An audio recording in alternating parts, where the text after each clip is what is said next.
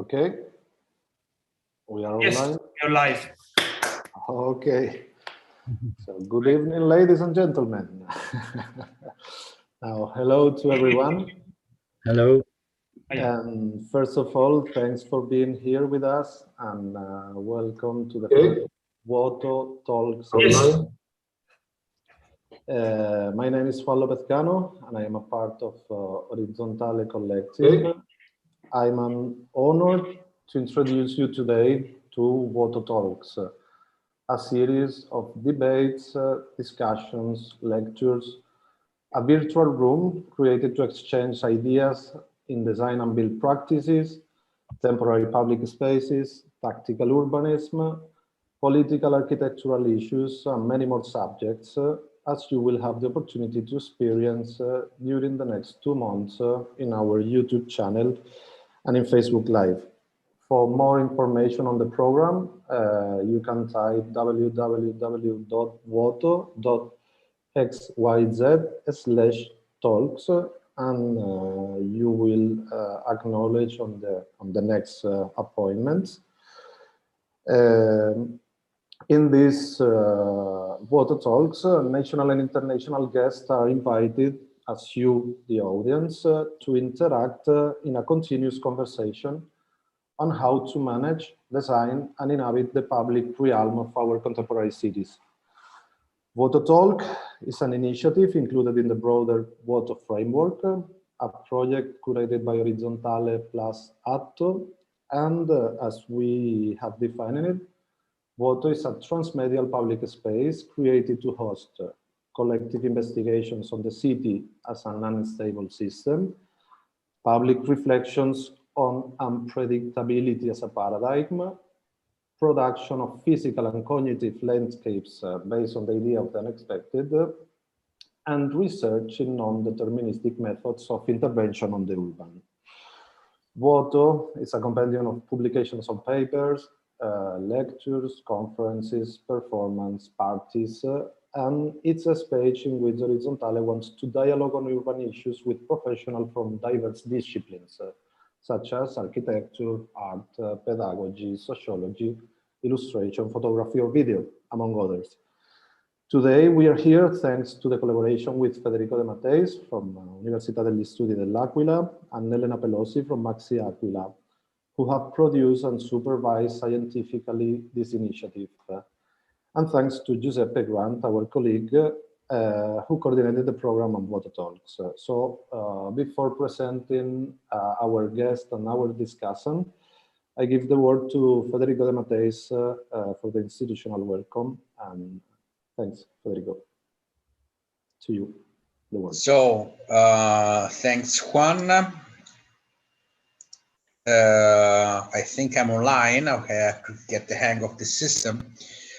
Good afternoon to everyone, and I'm very pleased to open this series of lectures that Orizzontale has organized and that we have we're hosting and sponsoring at the University of L'Aquila, Department of Civil, Building Architectural and Environmental Engineering.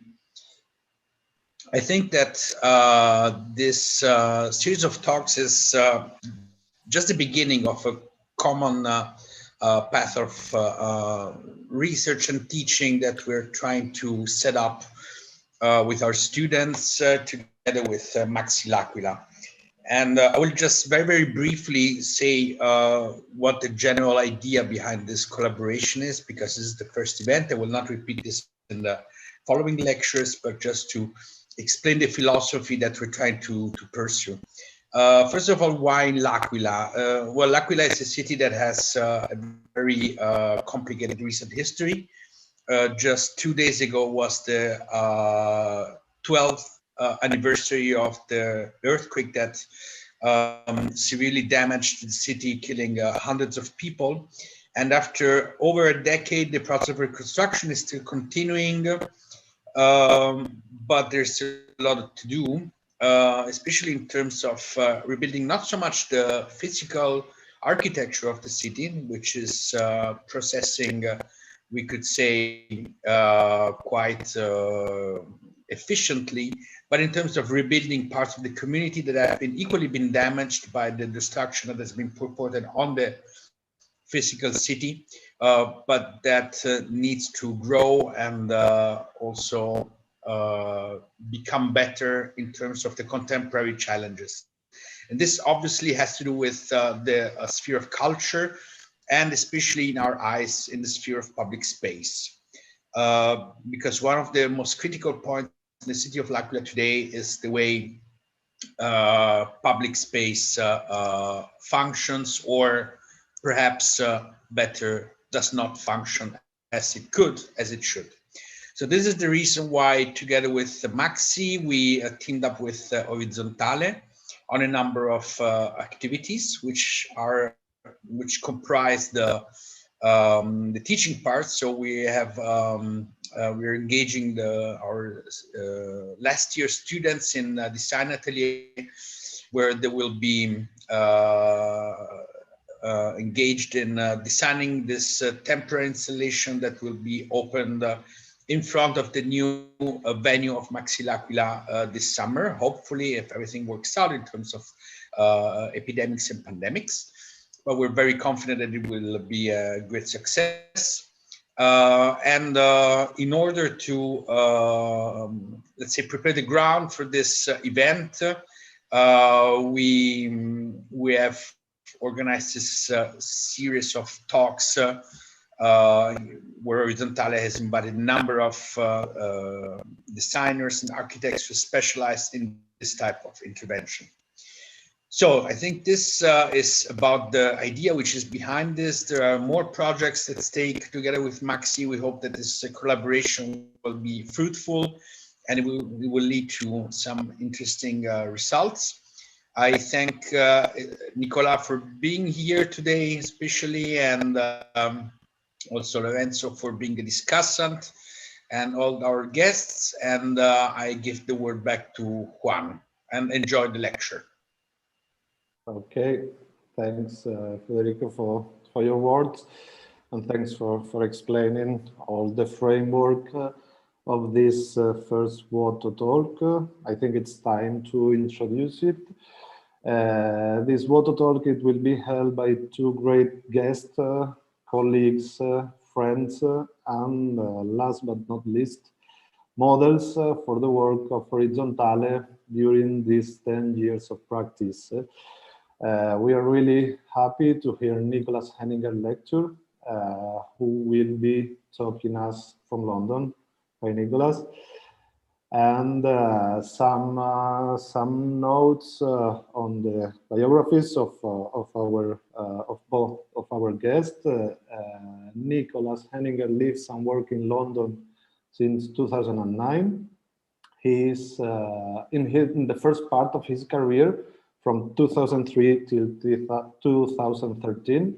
He was a founding member of the art and architecture collective project Exyzt. Exyzt gained an international recognition, being commissioned to deliver works in major cities and international events across Europe. I think we all will remember their intervention in 2016 and Venice Biennale with Metavilla project. And among others, Nicolas led in particular the UK projects for the organization. Since 2013, he set up his sound design and build practice, Office for Crafted Architecture.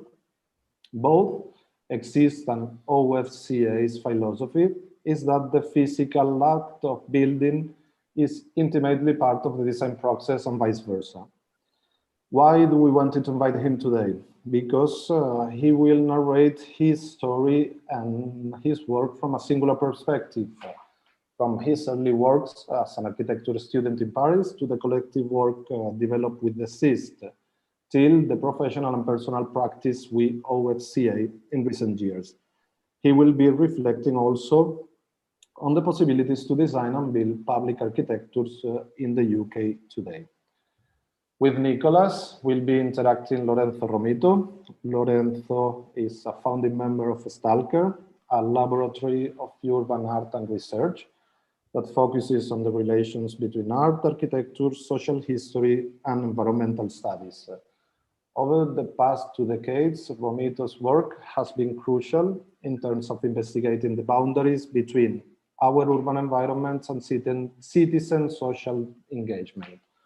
Some of his recent works are Spontaneamente, the School of Nomad Urbanists held in autumn 2020 in the Italian capital, or the coordination of the Arts Commission in Lago Bullicante Park in Rome, an interesting initiative of inhabitation and coexistence between humans and wild urban nature in a former abandoned plot in the outskirts of the city.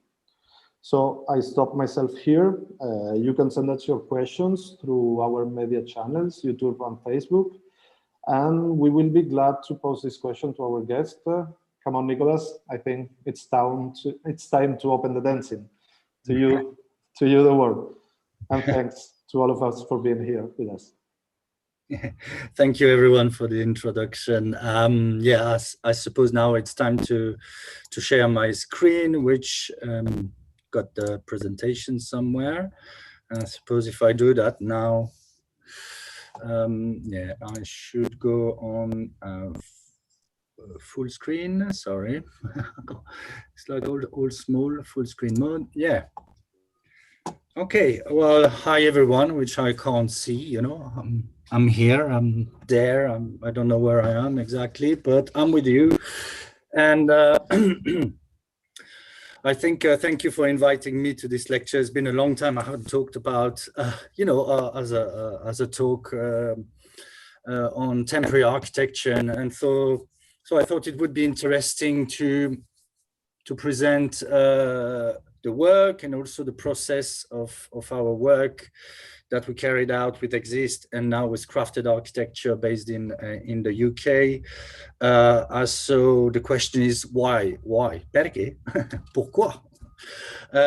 Do we do temporary architecture? That's I think a question that, you know, probably as a student or young architect, you question yourself why you should be doing or you want to do some temporary architecture. Well, first, because I think it feels good when, you know, it feels good to experiment. You need, I mean, I would say you need to experiment as a young architect, as a student, as any person. You need to experiment your ideas, test your ideas, as it's written also here.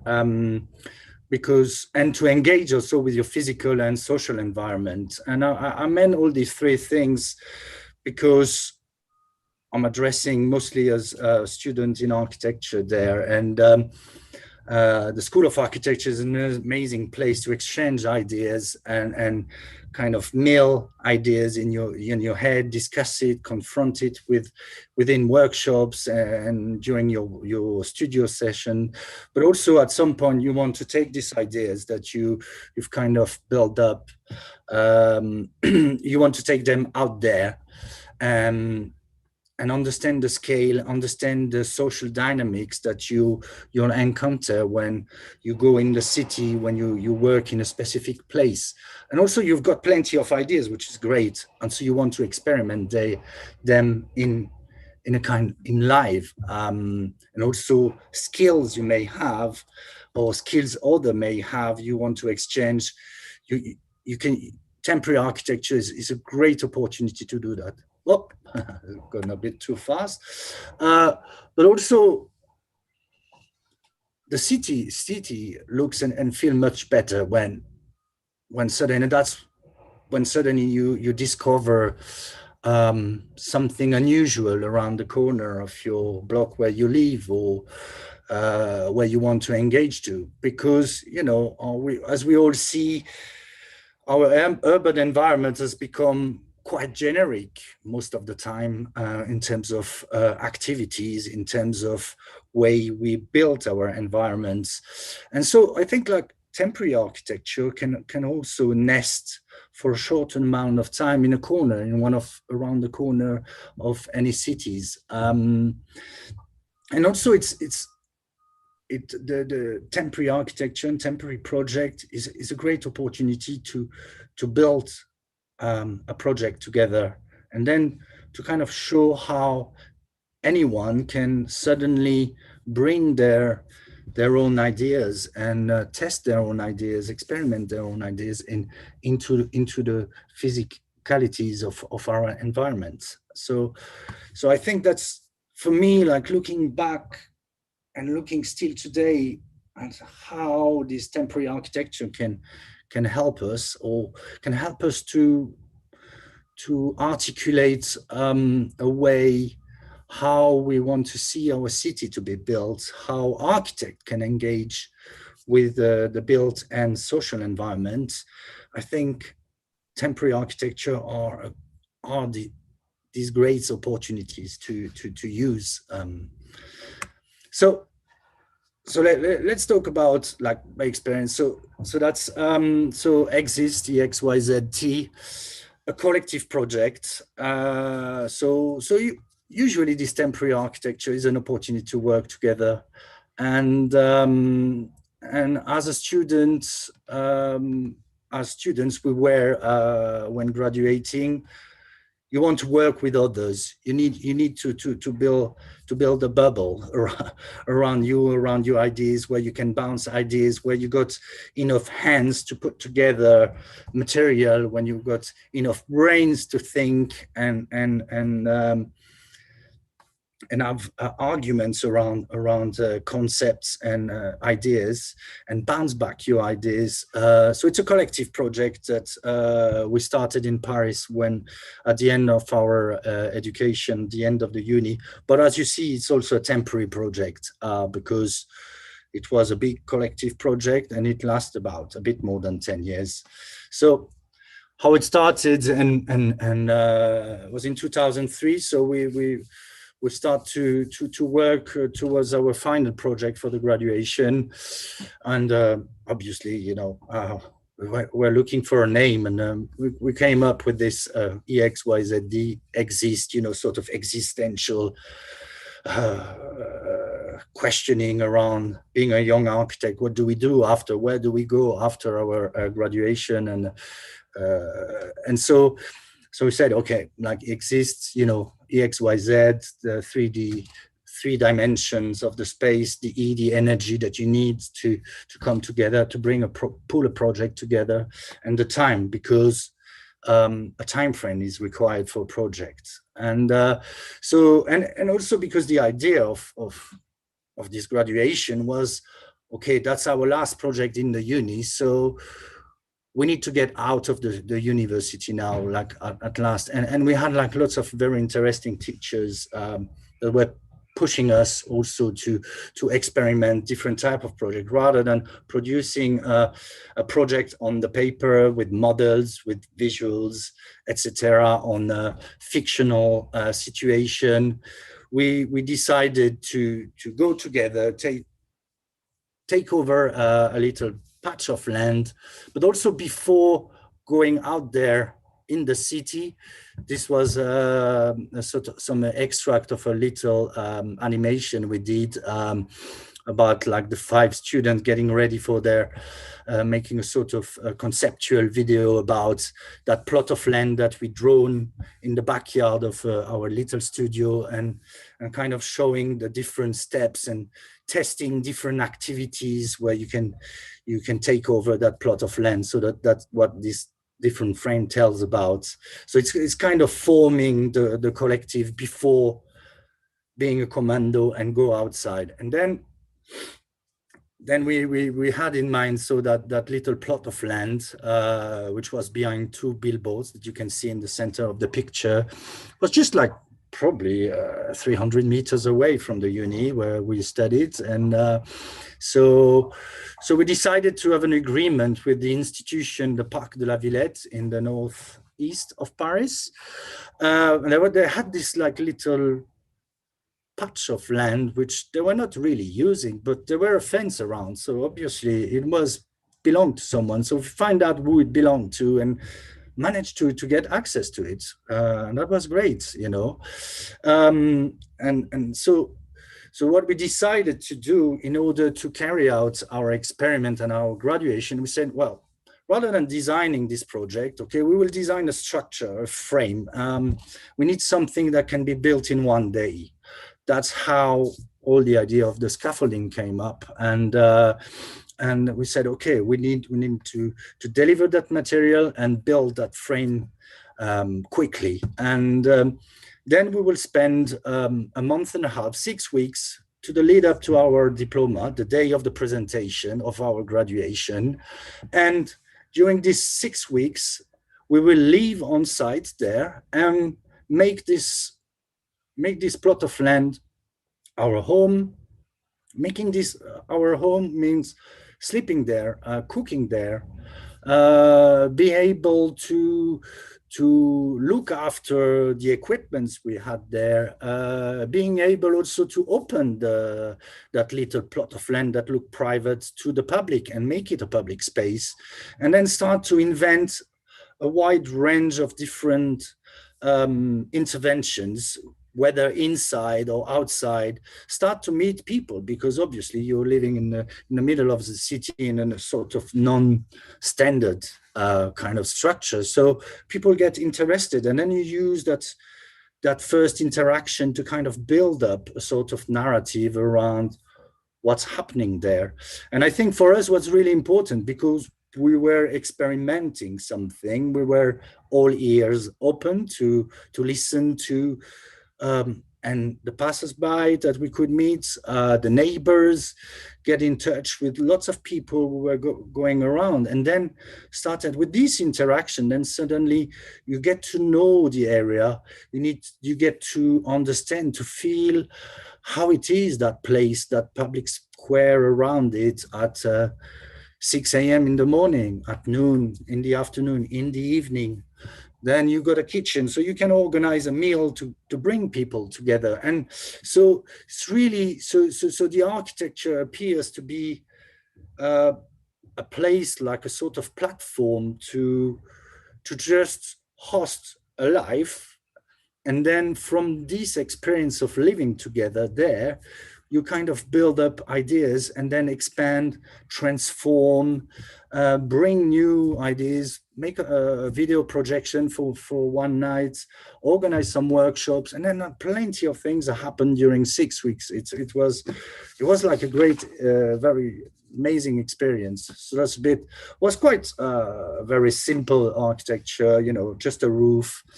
And it's always interesting also to understand how you want to fit a roof on a scaff structure, for example, and how you shield, how you create intimacy, how you create threshold between public and private. And that's not only by inventing or designing concepts, it was about experiencing it, feeling it, and feeling the scales of your intervention, the reaction that you could provoke, with a sort of intervention such as this. So that was really our first project as a graduation. So at some point, well, at the end of this experience, we had to present this project in a jury. We invited the whole jury to the place and presented a series of different video extracts from the experience. And we got, well, that's how we got judged in some way. Were we capable to be architect after that? That was the whole question. Anyway, this first experience, we were 5, kind of took us on an exciting path after that. They said, okay, that's the first experience, so you want to carry out further. And then what happened is just to show that this first project led us to encounter different people and being commissioned during 10 years with different projects, different situation in different places. And also the opportunity of this new project were also the opportunity for other people. Like, so we had the EXYZ at first, and then B came in, and then D and G and C. And then people started to say, oh, this is a really interesting project. Graphic designer, photographer, musician, joiner, builder, chefs. So lots of various people suddenly started to want to join into this experience. And because they were temporary, everyone could could spend a little bit of time saying, okay, well, when is that happening? I want to help. I want to contribute to that project. And so that's how, after a few years, we had all these different characters. Not everyone were architect there. There were quite a few architects, technicians, and people with a lot of different skills that suddenly bringing all these people together, we have more hands, more energy to create this project, to fabricate, to construct situations like that. And one of the first projects, literally after this diploma in graduation in 2003 in La Villette, went in north of France, and we were asked by, there were this idea of this EASA, European Student Assembly. I don't know, it's probably still exists, I haven't checked, but was gathering 300 students for 2 weeks of intense workshops into an industrial warehouse in the north of France, near Lille, in Roubaix. And we got in touch with these guys and said, okay, you basically every year were 300 students coming from 40 different countries in Europe gather together. One of the first things you need to think about is the camp.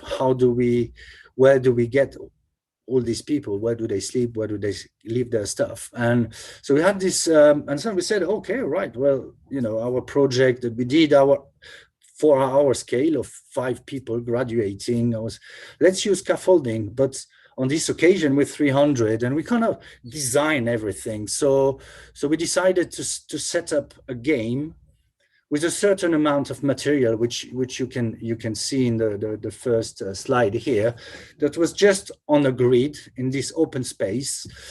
And then as the students were arriving to join this workshop, they would come together as different teams, and they just had this simple structure to start to build their own space. And then with additional material like fabrics, they could suddenly kind of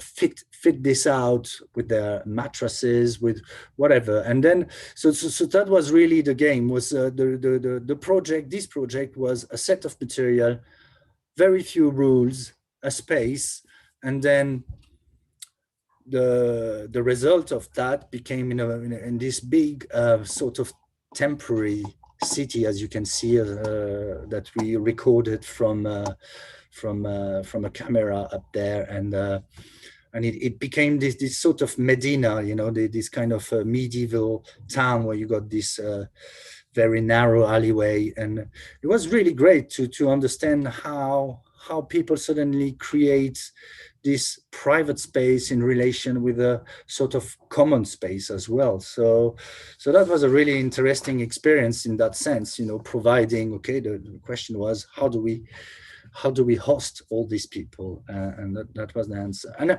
I suppose at this time, one thing that we were really interested about was like the idea of a grid structure, which looks like more like a sort of simple infrastructure that you give, because we did some trips in Asia as well, where the idea of self-building is much present. And so we were always very interested into looking into these ideas of how do you manage self-build, how do you manage organic architecture, where everyone designs rather than having to structure the whole plan. So what is the level of the architect, of the designer? What's the level of design that you bring? And what is the level of freedom you give within that structure? So it was all about like this interaction between these two scales.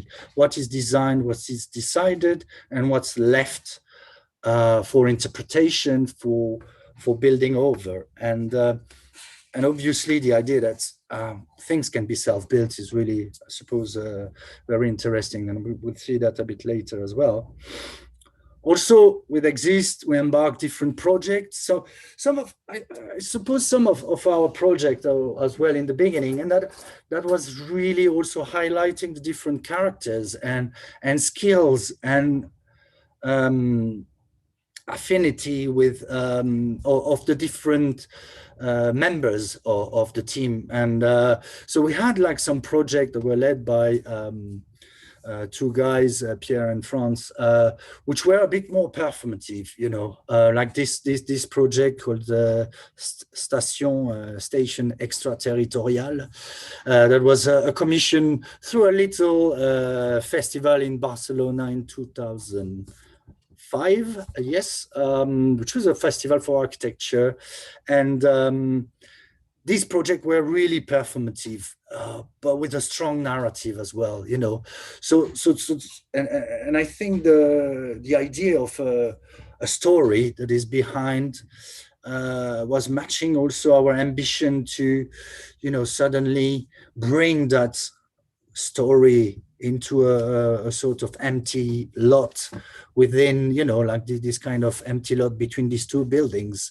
And but behind that screen, behind that performance, there is still the tents where we are living. So we are living behind the screen, you know, all the point for our collective. So we were about like 10 to 12 people, I suppose, to come and build this one and put it together for a final momentum, which was the launch of this tower, you know, which were audiovisual performance.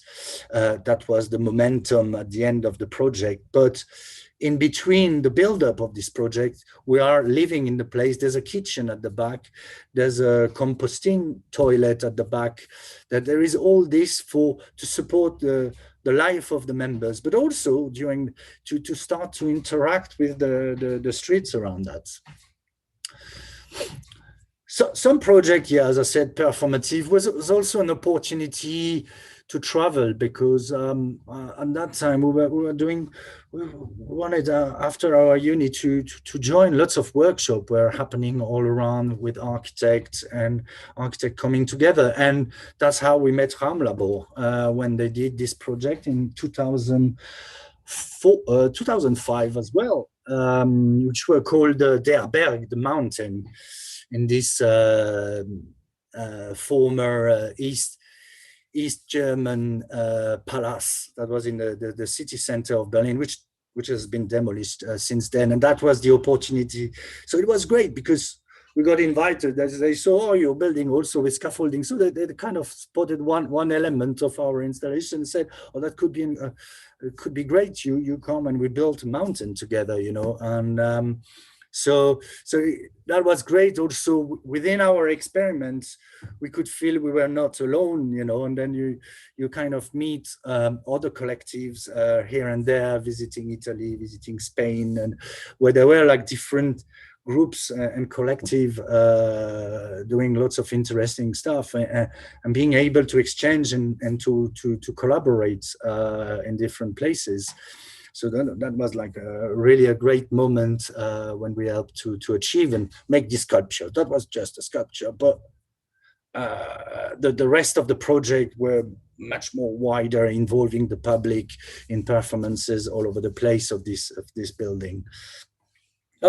Yeah, and as you mentioned earlier, one of the project was really a great, because he had a lot of views, because it was the Venice Biennale in 2006, where we got invited by Patrick Bouchin, who was commissioned to deliver the French pavilion. Patrick Bouchin was also one of our diploma graduation kind of tutor when we did our first project. And I think when he got this pavilion, he said, okay, he started to rather than design a project by himself, he built a team around this topic. And then we came up the idea. It was the whole topic of the Biennale of this year was like meta city, meta, you know, like everything, concept around meta, what's around.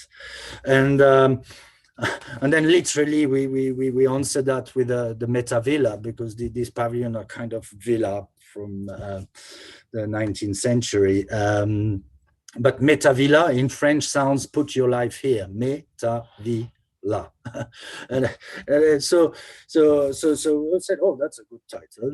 Let's get on with that. But also the villa was also the house, the living place. So we kind of took over the pavilion. We probably were the first to arrive in the Giardini, because we were self-building rather than employing a local contractor, which was a bit weird. People haven't seen that a lot. But so from the day one, where all the material arrived there, we have to live on site and to start to build on the roof, within the different rooms, a program of on the roof. There were this more the bathing, a shower on the left here in this bubble, and then a sauna and a little paddling pool at the back in the trees.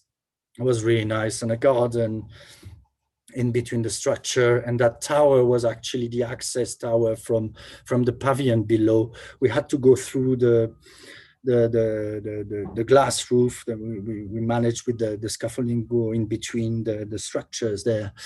And and I think in this project that was about setting up the very simple element of all of our project. It's like, that's to say, one kitchen, very simple kitchen, where you can prepare food for a large amount of people, for guests. A place to host the dinner, banquet place, and a workshop as well in one of the room. But also, a structure in one of the room. There were this hostel in some way, very simple scaffolding structure, and some fabric that was just like curtains to create a sense of privacy for each rooms.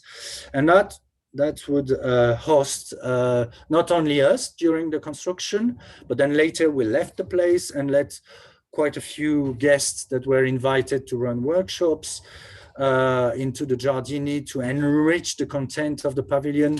Obviously, Patrick Bouchin had an exhibition also on a project he has done before, because that's what you need to show in an exhibition. But that was just a little corner. The idea was that during the Biennale, everything was built there on site, where the public could also interact, and even like the members of the public had lunch and meals with us, and some of them even got a sauna at the end. So it was a great place. And a totally different type of project is also, there were lots of projects where, as a collective, we've been seeing, Exyzt. We were this sort of commando kind of collective, because the idea was taking over in a short amount of time, build up a public space, an architecture for a short amount of time. So there were this sort of performance that was within, and it was really based on an intuition on a space. But this project where you see this sort of mushroom designed, was more a project where, when I started quite early after a diploma to visit Latvia, because I had some friends down there, and started to fall in love with an art organization which were starting a project to host artists into a social district in the southwest of Latvia, and it was like an amazing space. And so, without having and the place was really inspiring, quite new and everything, and so there were no project at first, but it was about paying a few visits, trying to understand the dynamics that were, on one hand, carried out by this organization, settling in this area, and how then suddenly I can help and can join this dynamic there. And for some reason, through our visits, we were always looking for a sort of strong narrative, a strong storyline that would be a sort of fiction to gather the people around, to gather this commando, to gather the public around a story that you want to hear more about it. And the idea of mushrooms came about. And in Latvia, there's a culture where people are picking up mushrooms. They do tea with the mushrooms and everything. And we started that's an interesting topic, growing food, growing mushrooms. And we started to learn about how to grow mushrooms. And then one of their space was this abandoned house without a roof, and within one of this conversation and trip and workshops there, we started to design and saying, okay, let's why we understood that this house was meant to become a gallery, a place for artists to intervene, and saying like, well, what's missing is a roof. So why don't we build a mesh roof? And so this is the sort of idea is about this structure growing from the inside, providing a new roof to this house as a sort of Kickstarter to drag the public into that place with this new narrative. Also unlocking the possibilities, and seems that I sometimes press too hard. And then we actually worked with some engineers to see what's the best way to build this mushroom and how this provides a roof to that house and start to give life to that house. And actually we managed to with an engineer to design a structure, a roof, a platform, a new flat roof with tree trunks that we went to collect into the forest, test it for structural integrity, and work with local carpenter to build this new roof. And with our knowledge that we have developed, we use that shrink wrap plastic to create this temporary mushroom, and that was like really an experiment to say how do we build with few materials, so PVC pipes, tubes that you find for plumbing, little windows with going into the scrapyard of cars to get some windscreens, etc., etc. It was really interesting, and that project lasted. Unfortunately, 5 years after the organization didn't manage to sustain themselves in this area, but I think the experience of the long-term project was really interesting. And with Exyzt, then as I was introduced,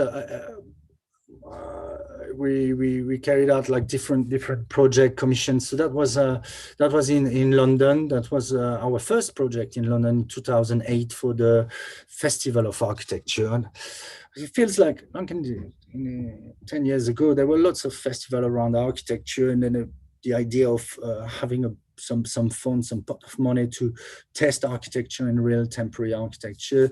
And so we were commissioned, and for some reason, I think it was also following the sauna in Metavilla in Venice, the idea of a water feature, and the water being a feature that is easy to work with. It's really a great element, and people interact with that in a very interesting manner. So and that was called the Stalker. So it's the south bank near the London Bridge in London, and it was a simple public structure, with a sun deck when there is sun, a little paddling pool where the kids can enjoy, and it's still on the left the sort of cabins where for us to live on site, a kitchen bar at the back there, and a few tents for extra guests on the top.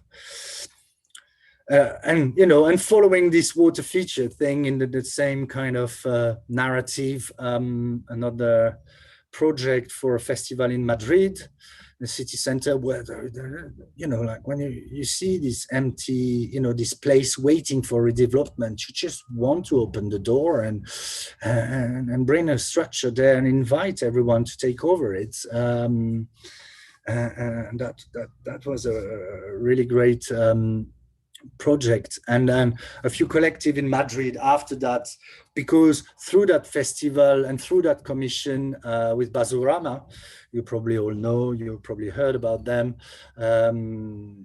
Basurama and other collectives took over that place right after the festival. So, and that was, we called it Isla Ciudad, city island. So sort of island, you know, in the middle of the city center. I mean, that place was just waiting for something. And I understand, and a couple of years after this project, you know, the place was still occupied by this collective with groups of citizens and a group of local residents. And it was a great place where, you know, so we could highlight through this project, you see at the back there were the toilet showers. So we could find, there were a sewer here, so you could have toilets and there you could get water on site.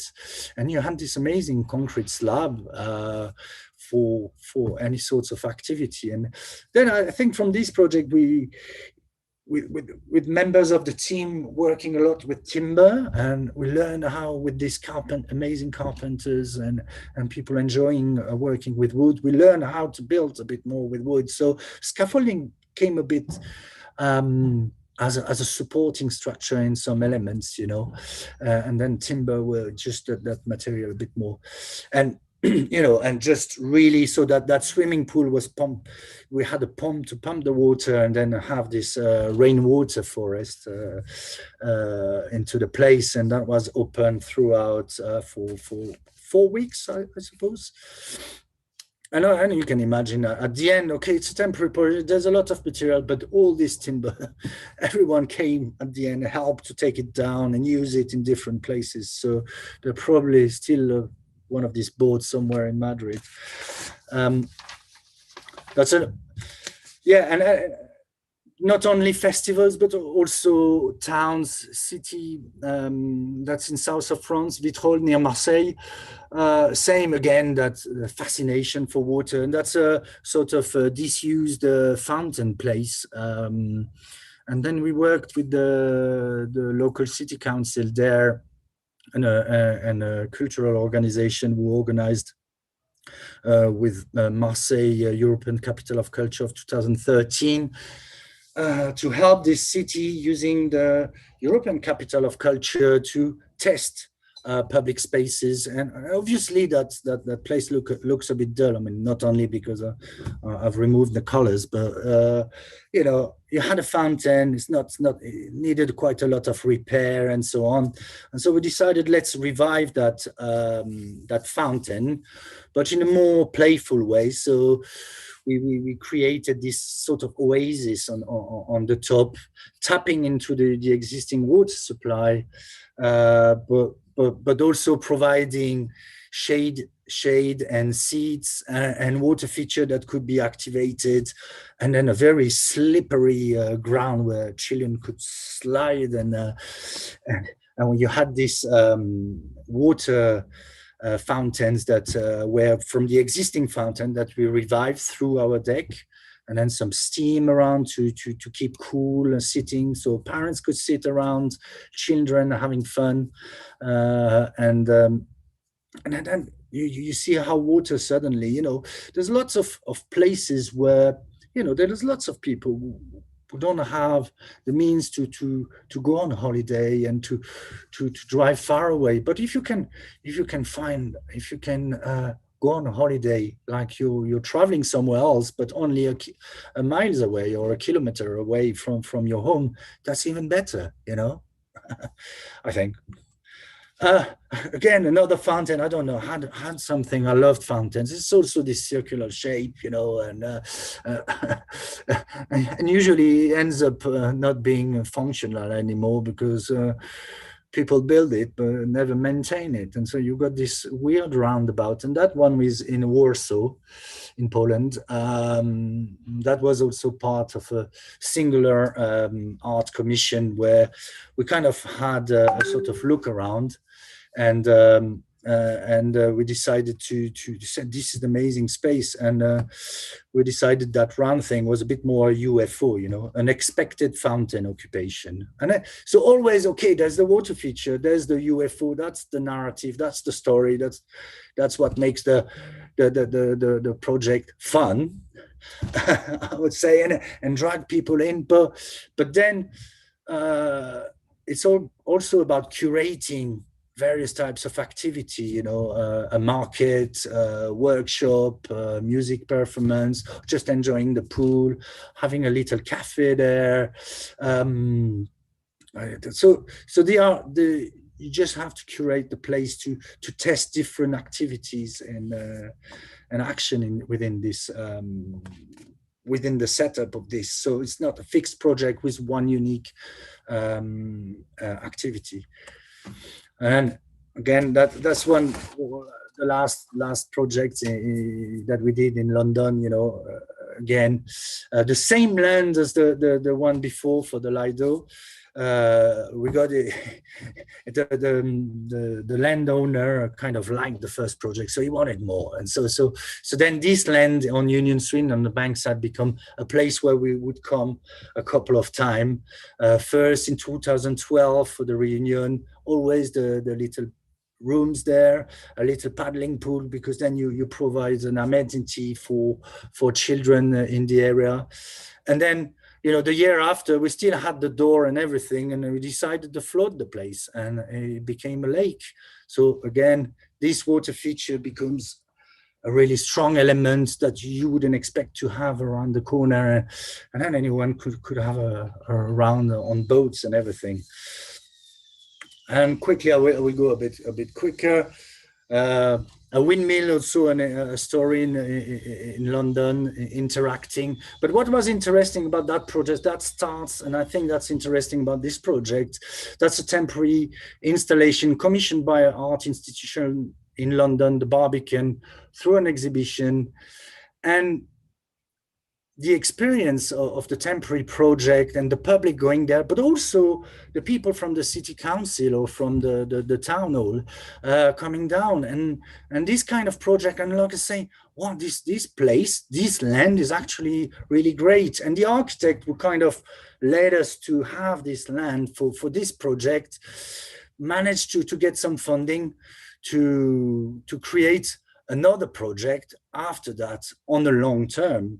So the temporary project we had before kind of dragged the people in there, kind of unlocked the possibility of that land. And then with a long-term project kind of unlocked possibilities. And then people say, yeah, let's turn this into a garden. And then we got involved. I got involved with that project, and that's when I moved really to London in 2009. We had the chance to design and build this kind of long-term project, which is called now, which is still there now. It's called the Eastern Curve Garden. If you come one day in Dalston, it's a really nice place run by a group of people that we met, and we started to occupy and use that space and animate that space. And now it's all the trees are grown up. It's the place is there now for quite a long time. But what was interesting and challenge of this project was that it was an opportunity for training and working with local young, with a young group of ex-offenders, you know. So temporary project, not only for architects, is a place to test your skills, to learn how to self-build things, but to share also, to use the temporary project as a place for training, to learn skills into an interesting way. And so that was really a great project.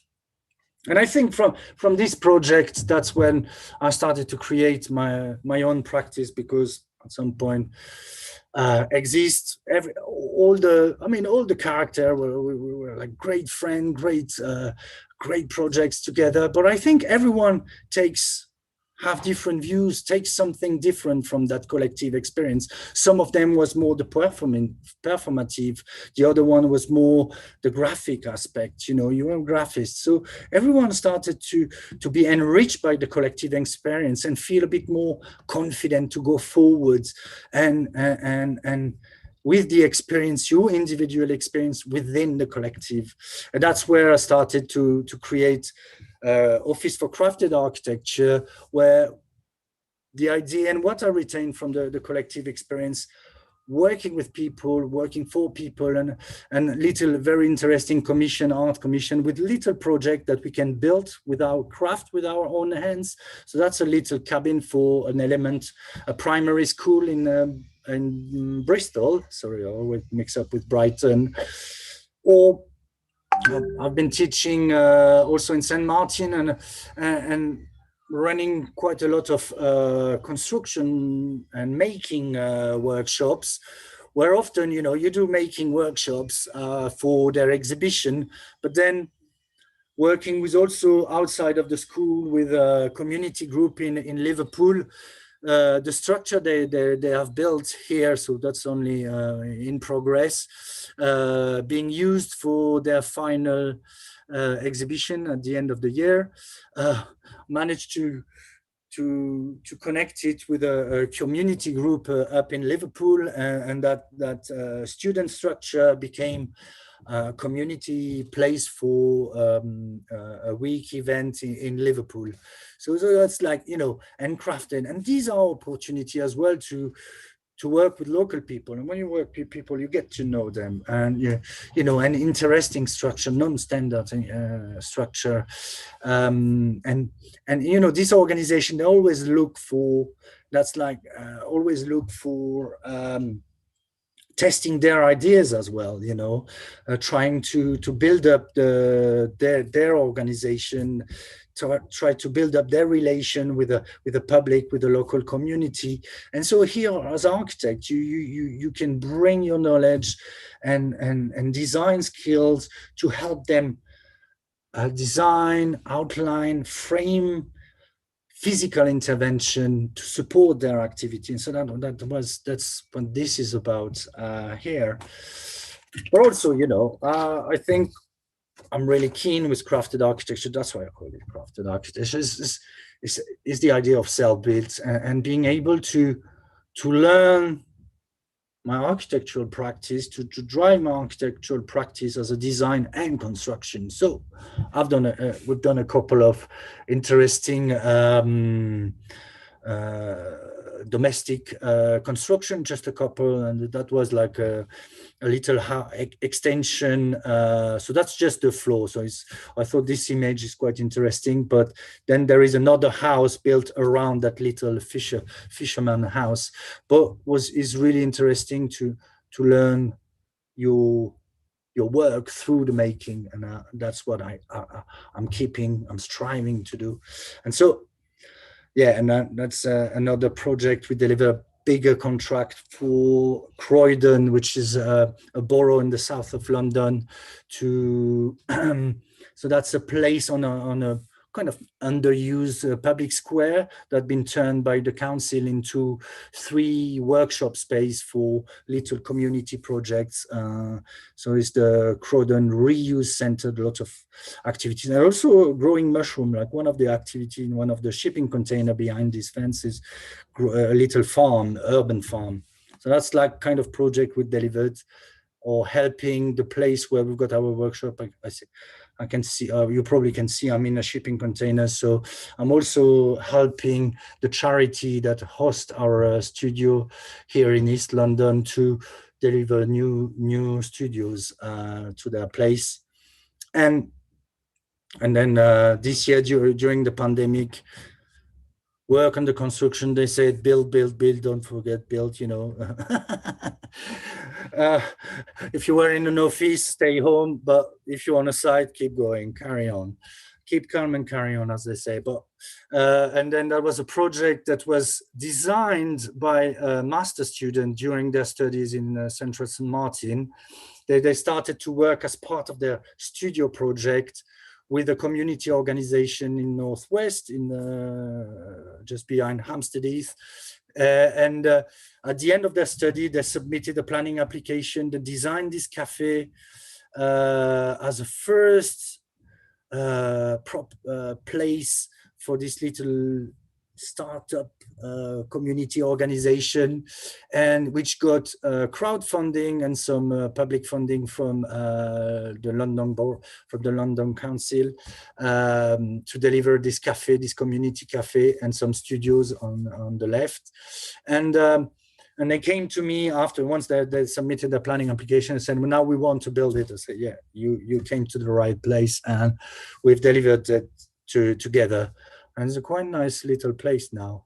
So yeah, and just so to finish, yeah. So that's the idea of where Exyzt was, and these are the different direction where everyone went. Construct Lab in Berlin with Alex, Surface Total graphic design. We developed more architectural practice, more in a traditional sense, or Julien Belair, who works in humanitarian projects, myself, OfCA, crafted architecture, or more construction workshop. So that's quite interesting, all this burgeoning, and everyone had their own experience and went on with this experience. And then just to end up on a little joke as well, we had a website, exyzt.org, but don't go there anymore. You won't find our project because our website also decided to go on a different project, which is something a bit more sexy. Probably was a bit fed up with architecture, so we decided to change that activity too. So that's it, I think. Thank you very much, Nicolas. Thanks really for this revival in Exyzt projects. We are really happy to navigate into these wonderful projects you did collectively, and also we are happy to see the new works that you are developing. I noted a lot of subjects that came out from your presentation, and as the notion of common spaces. It was interesting to talk about the Medina references and how self-building and spontaneity remind you to this Medina. Living spaces for interpretation, strong narratives behind, and more. But I would like to encourage Lorenzo to interact with your presentations and maybe to highlight more issues in the creations of common spaces through his experience and last and former Stalker's projects in Rome and wherever. So please, Lorenzo, the word to you. Thank you, Juan. But thank you, Nicolas. It was very, very interesting to go through the history of Exyzt. I would like to start from saying that my personal encounter with Nicolas and Exyzt happened exactly in Venice. At night time, attempting to skip police hidden in the woods to stop people from reaching the French pavilion they were inhabited. And, we got an invitation. We found it harsh, but we made it. I mean, getting away of police, it's an important skill, and it was fun. And to me,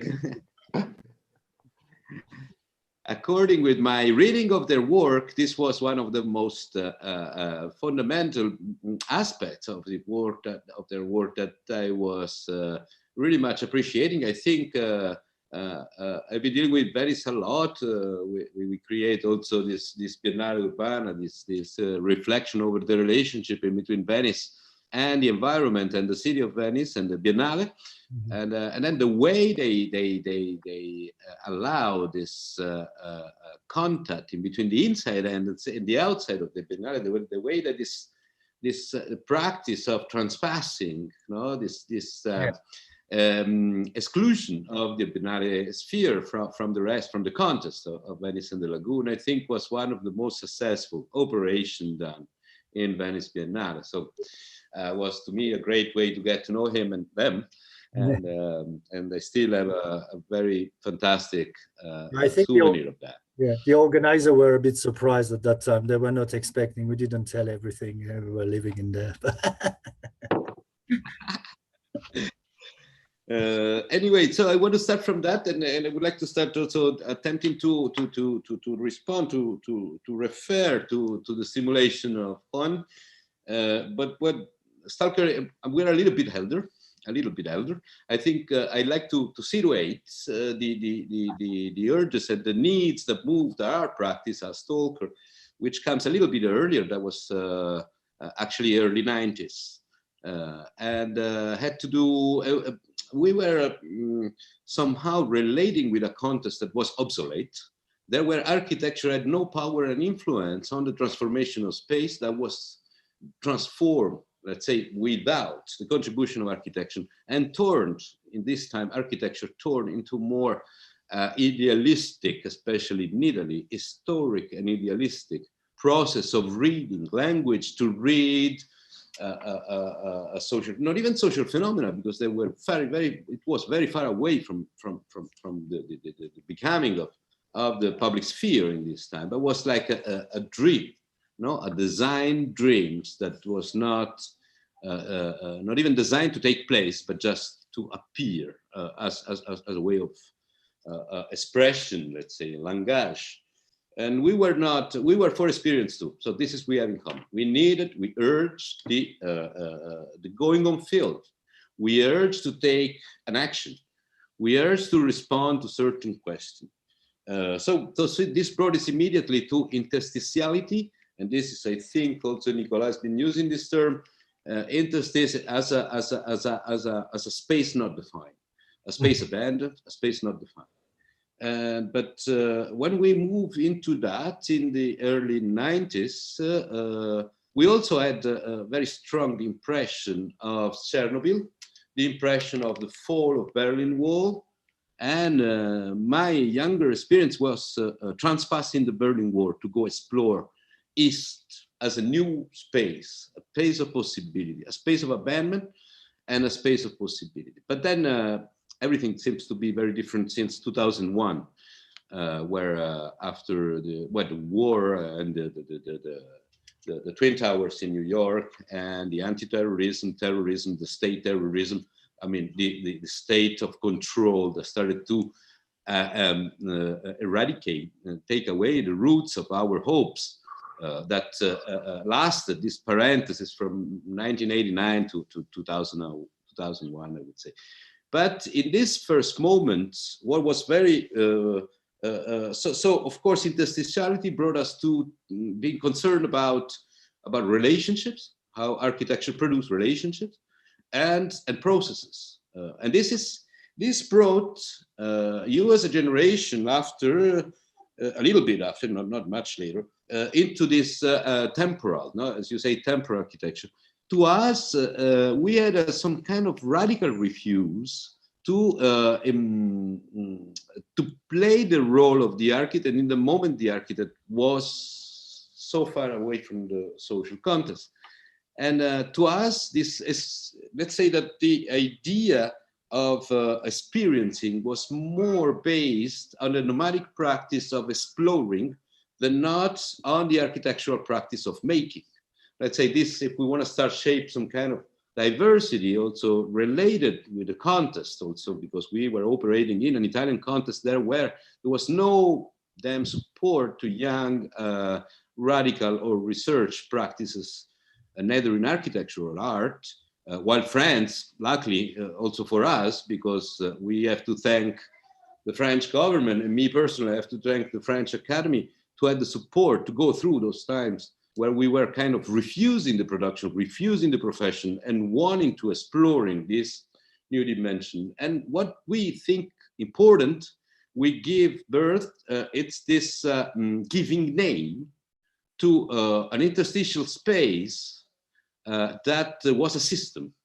and especially, and this is very much related with Rome, that it's a 2,000 years city with a history of growing and shrinking, and with a overlap of wilderness and memories and abandonment.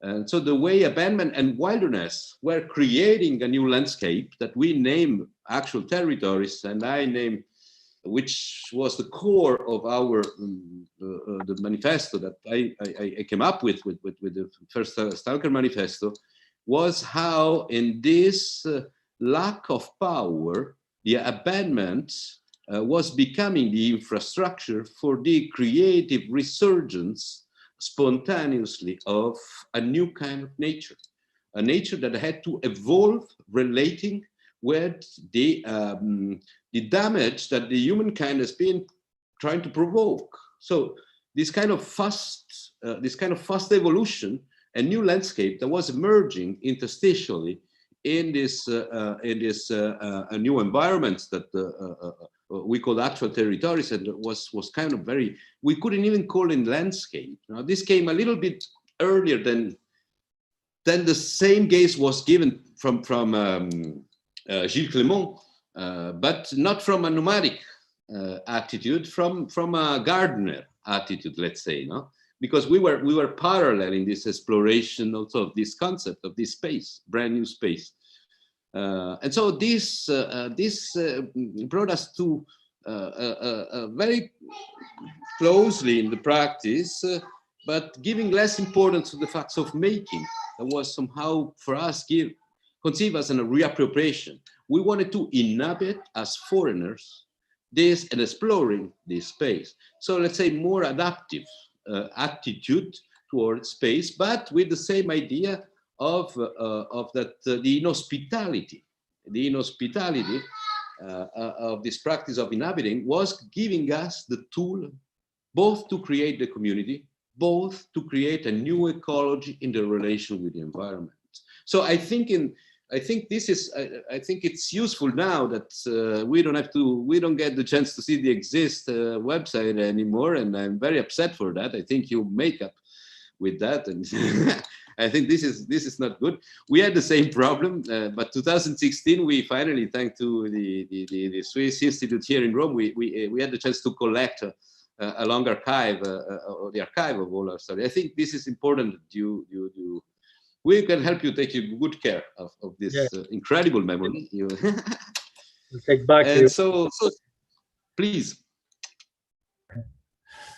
No. I think on the website we're planning to put a new website back. I think as soon, just to collect the archive somewhere and to share it, because all these activities and is to be shared with anyone. And I think I remember like reading your manifesto when we were preparing our diploma. I don't remember being very interested into it. And it's true that our reaction, that's why I wanted to focus a little bit on this presentation. And usually when I was presenting Exyzt, is like it all came up about the reaction with the school and the university where we were. And so far we spent like 6 years designing projects and being in the studio and so on.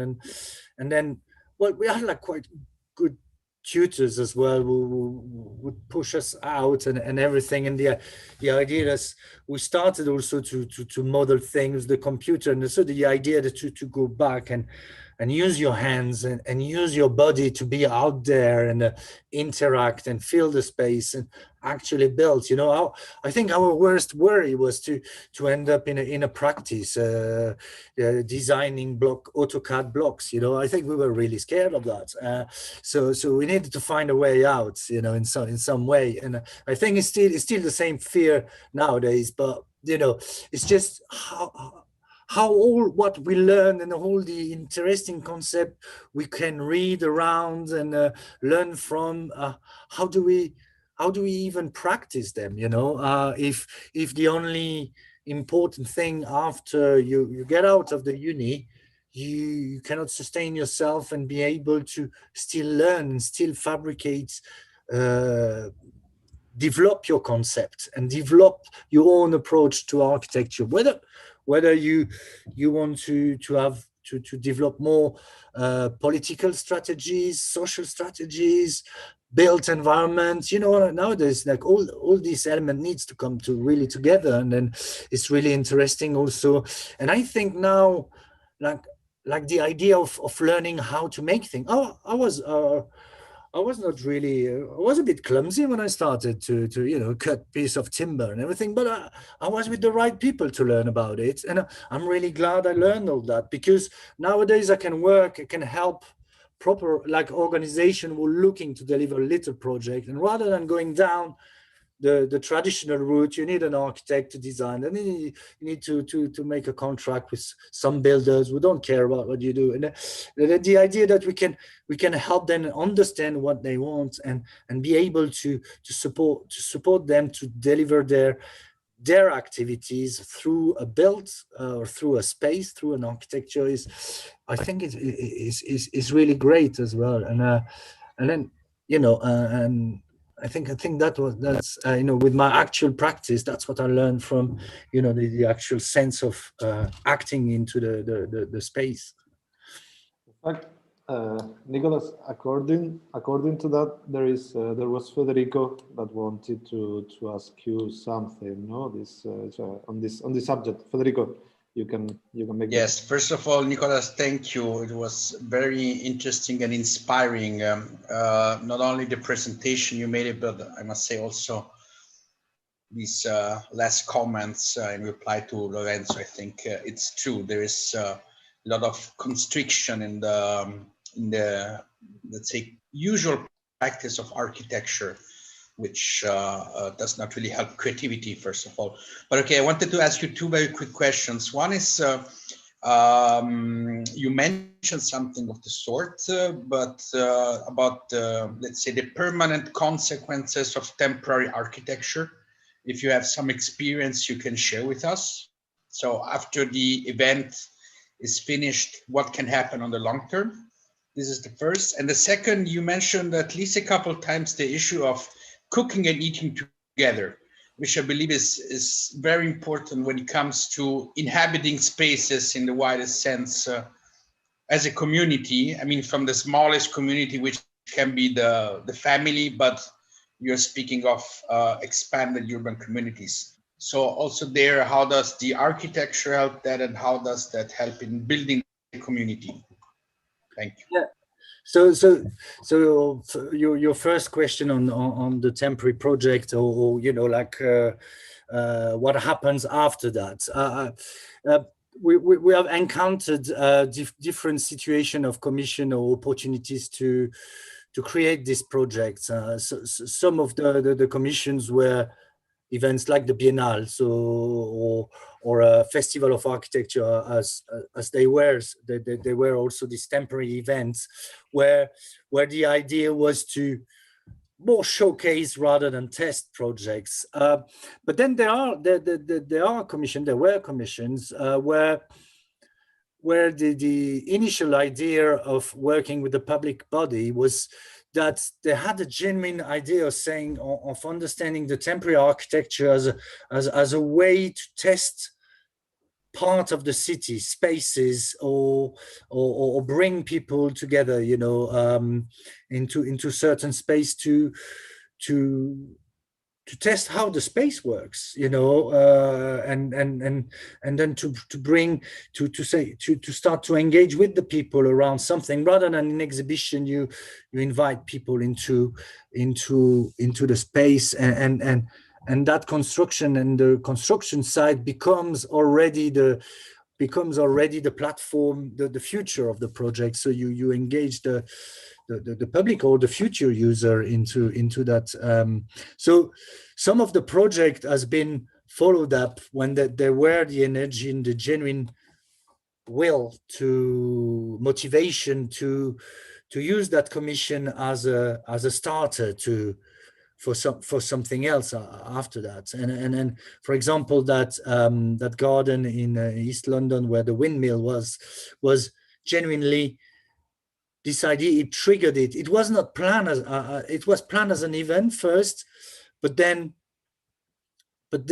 for some reason it kind of triggered something and enable the people who are deciding within the council to say, okay, there is something, there's something to be done, and we can invest our time, and this project has bring together interest from different parts of the community to take over that space. So let's follow that up. So that has happened afterwards, and it was quite interesting. Or a place like Madrid, it's just because we had a key, so we just, you know, we were meant to have like a temporary place. So it was more of a celebration. You know, we need to celebrate our cities as well, you know. So we've been seeing, you know, so that's why eating, the cooking was really important around the table.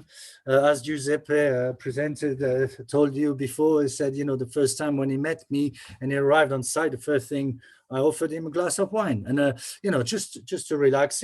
Anyone can join around the table, and you know, in Italy you do that wonderfully. I love, you know, that's why it's a bit ashamed I'm still in London now, and but you know, I think cooking together, sharing a meal together is the first step. Is like to get everyone confident and everyone around the table. So it's nice, you know, it's a very simple thing that anyone can join to, and I think that was really important in there.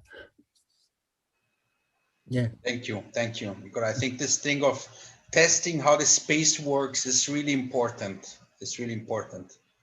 I think this is one of the reasons why we're engaging in this. It's also enjoying the space before it's completely designed and finished, you know, where you got where the space where you're gonna build, you know, usually the site is more beautiful than the buildings coming after. Then you got right angle, flat surface, you know, and usually when we were looking for sites, you look for sites where there are like presence marks, materials, plants growing through the bricks. So, you know, like where there is a history, when there is something which is sleeping still under it. And then the idea of interacting with a piece of architecture in there and celebrating what's already there, you know, before, because nowadays when you design something, you take over the whole space and you forget about what was there before. And I think this temporary light architecture, you know, although it was quite, you know, scaled, some of the project were quite substantial, I would say, but still, you still had the cracks in the wall, the surface, and that was important as well. And then, you know, just to enjoy what you already have in a space. I see Lorenzo asserting to the idea of celebration, no, the celebration of what there is already there, and I would like to link this idea to the question of one of the students who is following the direct, and who was asking that the urban transformations go according to you through the personal experience of the people, no? How singular and collective experience can shape the real context of our cities. What do you think? It was saying Gianmarco, and maybe Lorenzo, and then Nicolas. You could answer to this question, please. Okay, I'll try. I think it's very interesting what I see the question here on the chat from Gianmarco. Well, the question is, we're inhabiting cities that were shaped in a social model that now it's decaying. So how do we shape the way of living the space? No, I mean, learning from this aspect that I was saying, learning from the way nature takes over ruins, we are, along with that, understanding also how inhabitants can re-inhabit. So how can we have lunch in common on the ruins of a shopping mall?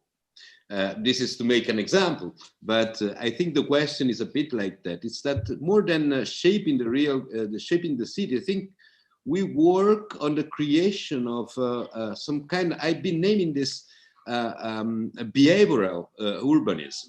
So we have through our way of living, we have to re-functionalize space.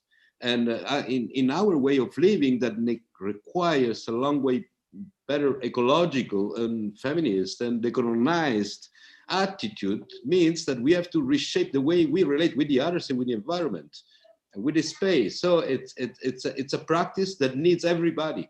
So it's the practice that inhabiting that produces the way of living it. So in this but there is the question of architecture in that nowadays. It's the old question of architecture, and I think this practice of inhabiting, it's necessarily a collective experience. So it's not just.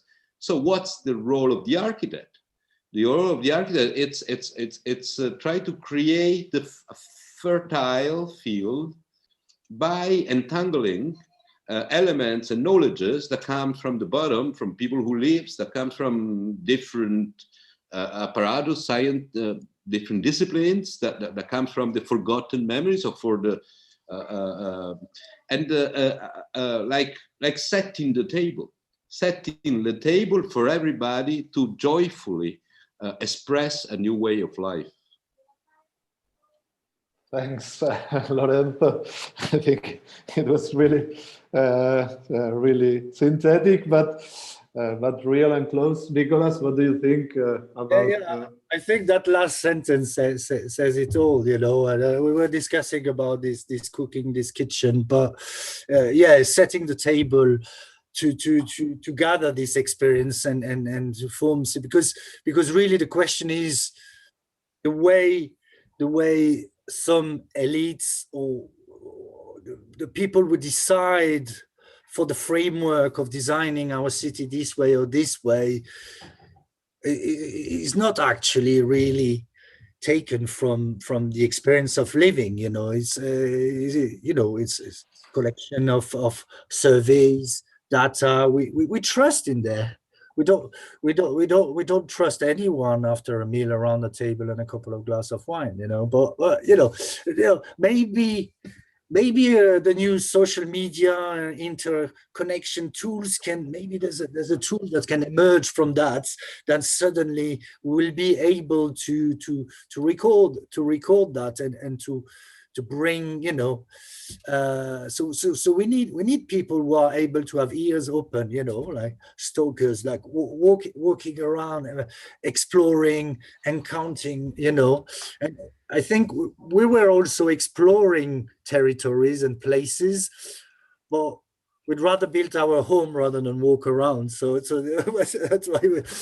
But from there, you know, when I spend like 2 months in Venice building the pavilion, or 2 months in Madrid, you learn so much about the city. You know, I fell in love with that city because I knew so much about it. And then, you know, from there, if I want, I could have stayed in Venice and take it from there and develop a more substantial idea and project interaction and meeting the local activists, the Centro Sociale El Morion.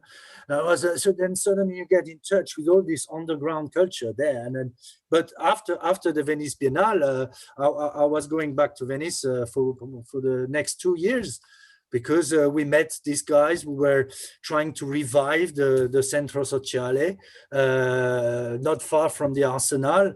And I said, that's really interesting. Let's go, you know. Let's go and help these guys to do this. And so I allowed myself to, so around 2006, 7, 8, 9, you know, I was going regularly to Venice. I loved it. Kind of left that, but, you know, and a lot of discussion, a lot of ideas came around the table as well, you know. I would have dressed the table. Yeah. So I think we are closing the discussion. I don't see other questions, and we trespass the time that we set up in the beginning. Of course, we could stay here for 2 days more with you, discussing and debating. Yeah. And we really thank you. I think with these two ideas of experience, and leaving the city, that said Nicolas, and setting up the table for today's citizens as their role, as our role as architects. We can close today's debate. Thank you very much, Lorenzo. Thank you very much, Nicolas. Thank you very much. Thanks to the audience, to Federico, to MAXXI, to all the Orizzontale team. And I would like to remind you that the next event, it will be on Tuesday, 20th of April, with Andreas Lang, Salvatore Peluso, and Azzurra Muzzonigro. We will be here at 17:30. And we hope this is the beginning of a long series of talks. And Andreas Long was just 5 minutes away from me. Okay, and this is also, and this is the point to get an appointment when pandemic situations will be a little less heavier, and together to set up a table and set up a table to stay together. To stay together with all of you. Thank you very much. Ciao. Thank you, everyone. Thank you, Nicolas. Goodbye. Good evening. Arrivederci a tutti. Arrivederci. Ciao, ciao. Ciao.